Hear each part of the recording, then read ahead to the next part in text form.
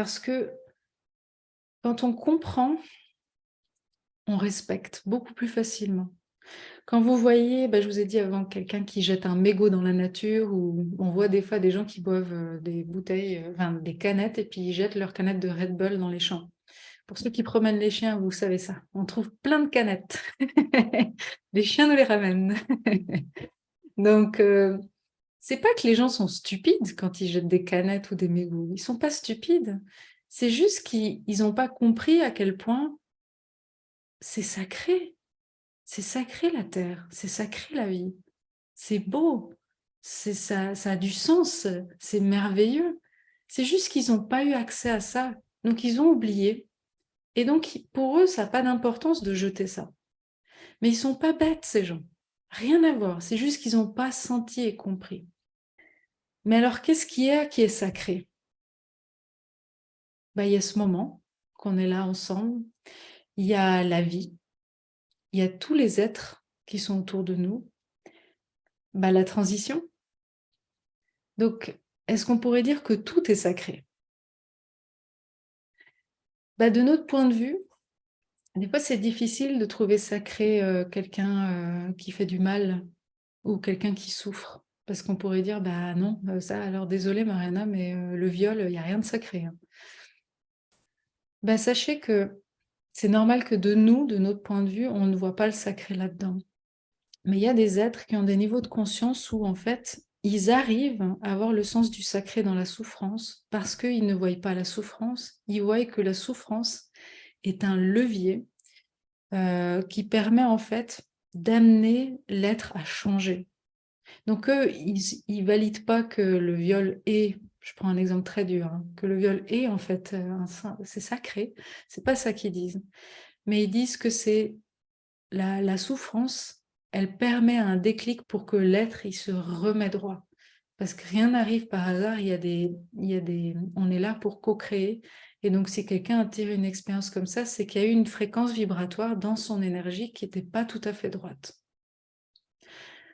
Et bien d'autres fois, vous avez sûrement entendu, il y a des personnes qui ont vécu, je sais pas, une humiliation, soit par un prof en plein milieu d'école. Et ces êtres-là, ils ont dit, moi, mon gars, tu viens de dire que je serai jamais professeur ou je serai jamais bon à l'école, je vais y arriver. Donc des fois même d'avoir vécu quelque chose d'aussi horrible, parce que c'était dur pour un enfant de vivre une humiliation, en lui, ça a créé un déclic et il a dit, toi mon gars, tu me connais pas, mais je vais être le meilleur professeur universitaire. Et ils vont y arriver, parce que ça a créé le déclic. Donc, un message ce soir, c'est que soyons et amenons le respect dans ce que nous voyons, dans ce que nous partageons. Choisissez et choisissons nos mots avec amour. Des fois, on parle du mal de quelqu'un, on juge ou on critique ou on insulte.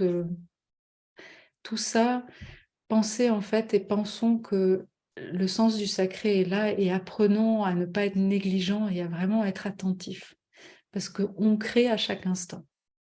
Et plus dans chaque instant, dans l'instant présent, on voit que c'est sacré d'être ici, c'est sacré la vie, plus on voit le divin et l'amour maintenant, plus la 5D arrive.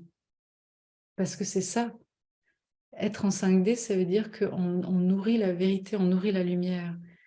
Et ça fait partie de la vérité et de la lumière, en fait, de voir l'amour ici, de voir la beauté de tout. Vous savez, comme quand vous êtes dans... Je vous donne un exemple parce que je suis sûre que ça vous est arrivé. Quand vous êtes fait servir par une vendeuse, un vendeur ou un serveur et une serveuse et puis qui vous amène une assiette et puis qui vous dit bon appétit, mais qui est vraiment là avec vous et puis qui vous le souhaite sincèrement et pas juste il pose l'assiette et dit bon appétit, qui est vraiment là vous sentez ce que c'est le sens du sacré. C'est-à-dire que la personne est sincère, il y a vraiment ça. Et nous sommes aussi des serveurs, nous sommes au service de l'amour. Et est-ce qu'on peut amener des partages et des actes et des états d'être de la même manière comme quand vous aimez vous faire servir par un serveur qui vous souhaite bon appétit? C'est ça l'idée du sens du sacré. Je prends des exemples très, très, très communs parce que l'a déjà tous vécu.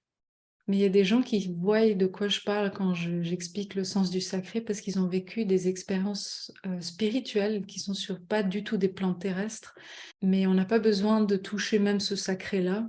On peut déjà voir ici sur Terre qu'il y a beaucoup de belles choses qui nous rapprochent de ce sacré.